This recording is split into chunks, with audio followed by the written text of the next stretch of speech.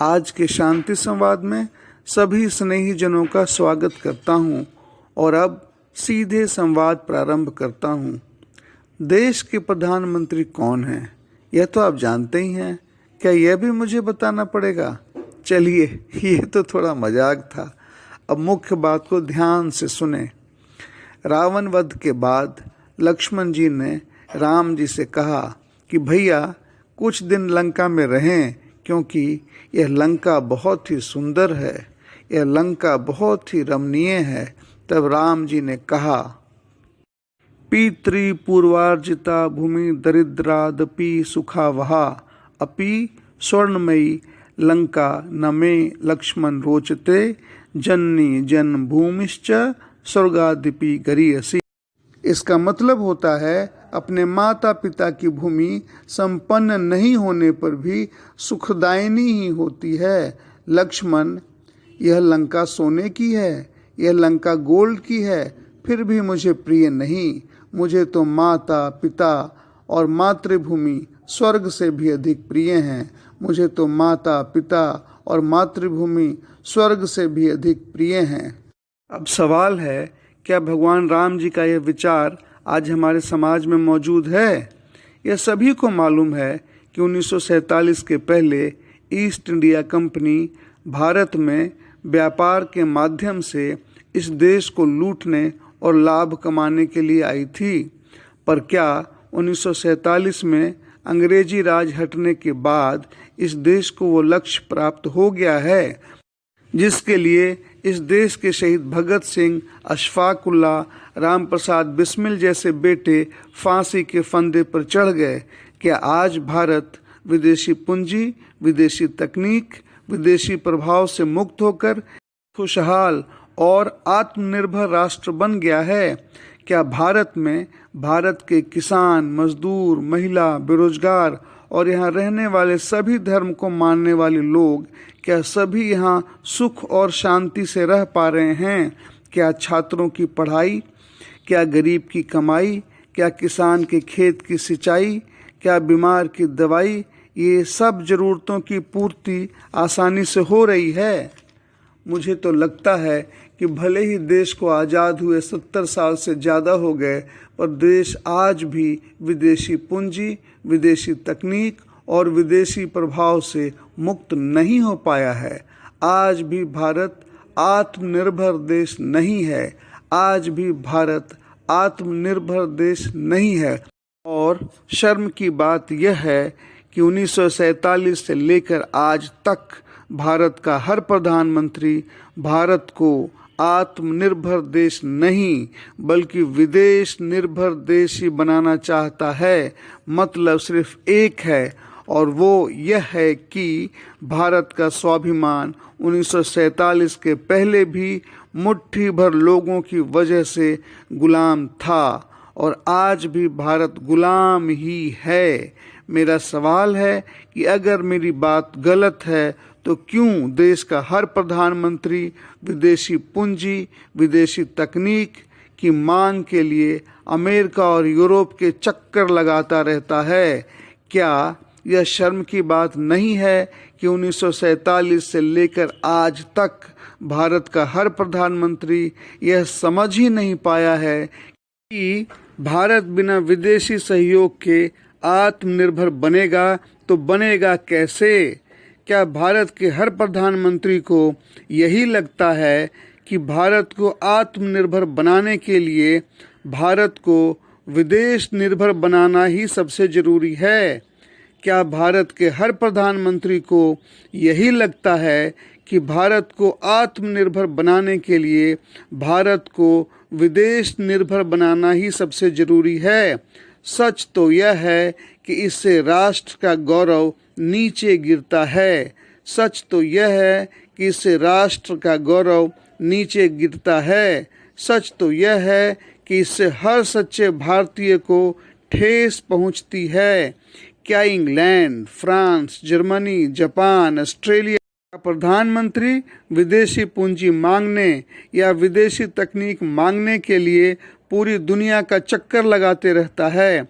क्या लेनिन और स्टालिन ने रूस को विदेशी पूंजी और विदेशी तकनीक से बनाया?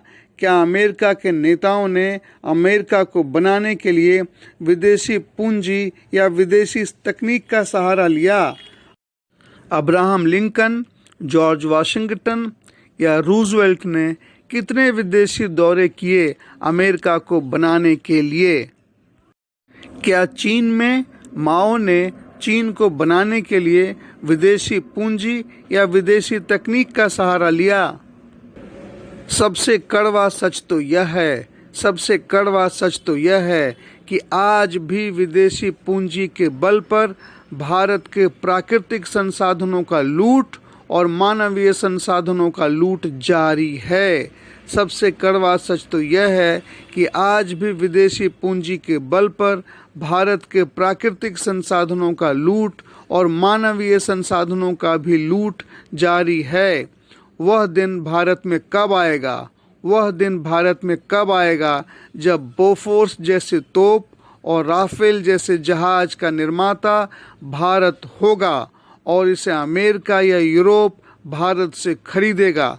वह दिन कब आएगा जब भारत विक्रेता होगा और अमेरिका यूरोप खरीदार होंगे? वह दिन कब आएगा जब भारत विक्रेता होगा और अमेरिका यूरोप खरीदार होंगे? क्या यह कभी संभव है? दुनिया में हर साल नोबेल प्राइज मिलता है। इसमें भारत को कब कोई नोबेल प्राइज विज्ञान के लिए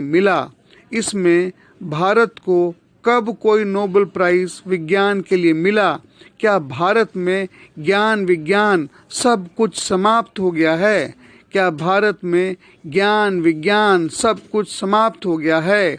भारत के नेताओं के नाम, भारत के क्रिकेटर्स के नाम, भारत के एक्टर एक्ट्रेस के नाम इस देश में सबको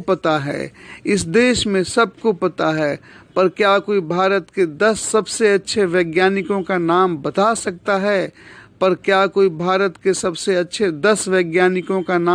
सकता है? देश की पढ़ाई चौपट है। यहाँ की शिक्षा भिक्षा मांगने लायक भी नहीं है।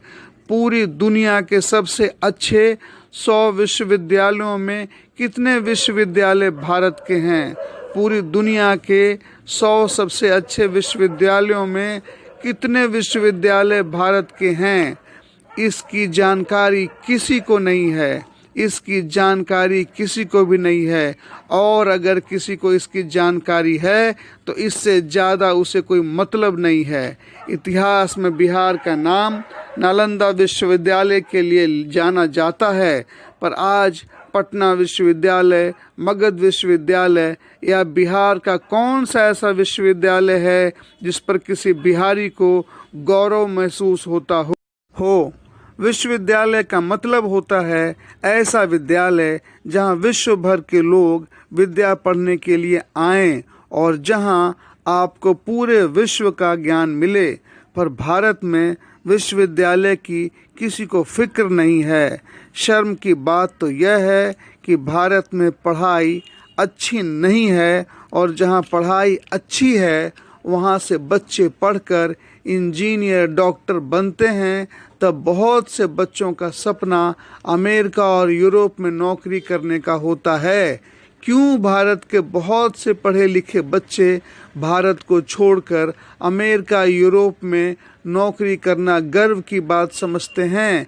क्या यह सब शर्म की बात नहीं है? भारत आज भूखे गरीब और मजदूरों का देश है। भारत आज ऐसा देश है जहां बहुत से किसान आत्महत्या करते हैं। भारत में बेटियों के साथ बलात्कार की भी बहुत सी घटनाएं होती हैं।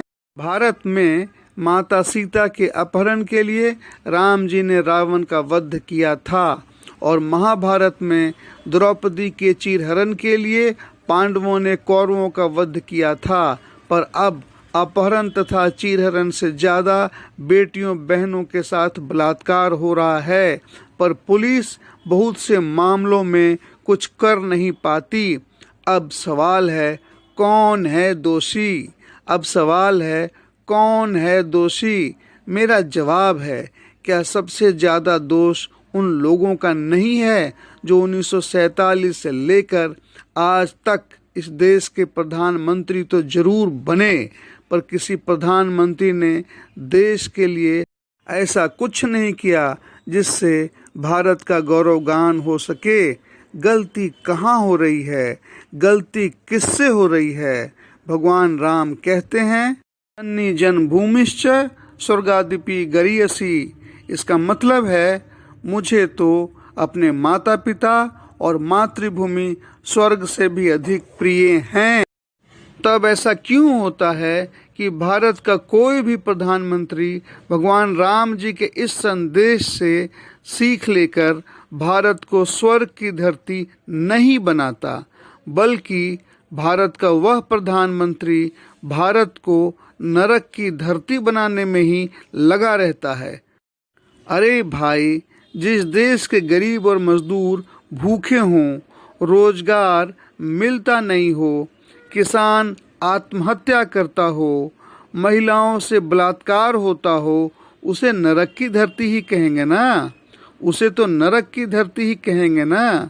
अगर भारत के लोग भारत में दुखी हैं तो इसका सबसे बड़ा कारण क्या है? अगर भारत के लोग भारत में दुखी हैं तो इसका सबसे बड़ा कारण क्या है?